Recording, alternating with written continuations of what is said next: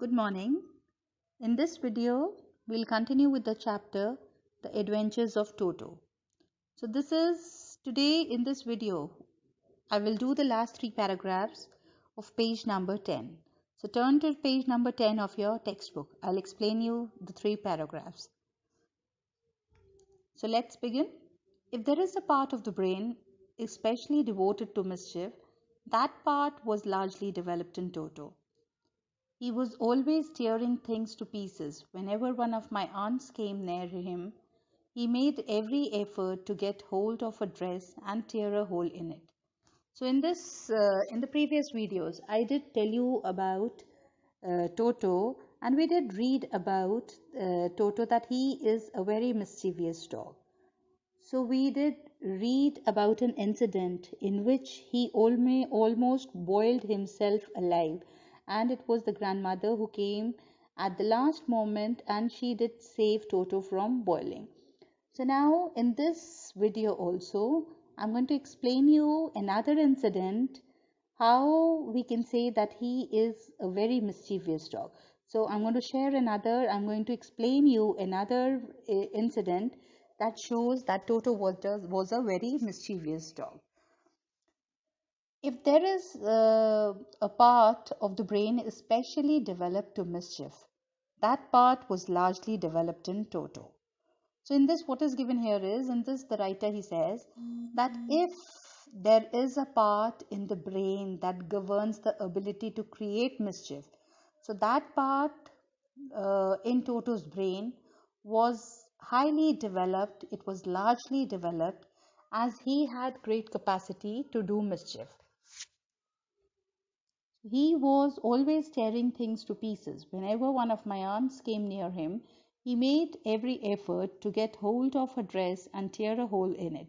So now in this, the narrator, he says that he had the great capacity to do mischief. Toto had great capacity to do mischief. He was really very mischievous, and he was always doing some or the other mischief. And whenever a writer's aunt passed him, so he tried to tear their dresses. One day at lunchtime, a large dish of pulao stood in the center of the dining table. We entered the room to find Toto stuffing himself with rice. My grandmother screamed, and Toto threw a plate at her. One of my aunts rushed forward and received a glass of water in the face. When grandfather arrived, Toto picked up the dish of pulao and made his exit through a window. We found him in the branches of a jackfruit tree, the dish still in his arms. He remained there all afternoon, eating slowly through the rice, determined on finishing every grain, and then in order to spite grandmother. So spite means offend someone or annoy. So in order to spite grandmother, who screamed at him, he threw the dish down from the tree and chattered with delight when it broke into 100 pieces. So chattered is the sound that is made by the monkeys. So in this, what is given here is, so the writer, he recollects another incident when Toto did a lot of mischief. He did create a lot of mischief. So what happens is, at lunchtime, there was a dish of rice that was placed in the center of the dining table. So when these people, they reached there, when the family reached there, so that time what they saw was, to their surprise, they saw that Toto was eating the rice that was there on the table. And then when the grandmother, she got annoyed and she screamed at Toto. So what he did was, he did throw a plate at her. And when he threw a plate at her, so that time the aunt, she tried to catch Toto, and when she was about to do that, so that was the time when he threw a glass of water on her face. And when the grandfather came, so that was the time what he did was, he just left the room. He just moved from there, and he just took the plate, and he moved out through the window with his dish of rice along with him. So the whole afternoon he was there, he was sitting there on the jackfruit tree one of the branch of the jackfruit tree, and what he was doing was he was trying to finish each and every grain of rice. And when the grandmother saw him and she screamed on him, and that was the time what happens is that Toto was quite annoyed, and what he did was like he just threw the plate that was there in his hand, and he was sorry, the dish that was there in his hand, and when he threw it down, so when he threw the dish down, so that was the time it broke into 100 pieces, and he was quite happy on seeing it break into 100 pieces. Obviously, Toto was not the sort of pet we could keep for long.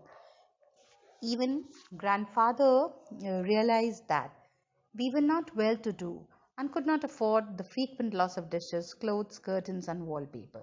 So grandfather found the Taonga driver and sold Toto back to him for only 3 rupees. So now in this, what is given here is, in this, it is given that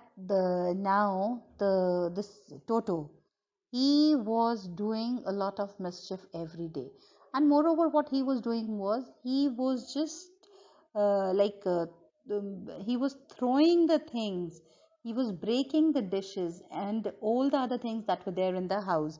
So now what he does was, like when the grandfather he realized that he is doing a lot of mischief, so what he did was he was harming a lot also, and then the grandfather, what he did was he felt that Toto was not a suitable dog or a suitable creature. He was not sorry, he was not a monkey that could be kept in the house.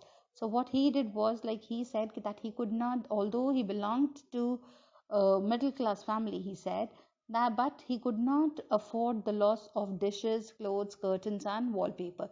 So in the previous videos I did explain you that he did tear the clothes, the curtains were also torn by him, and the ornamental wallpaper that was there, that was also torn by Toto. So now in this incident, we can see that he did break the dish also.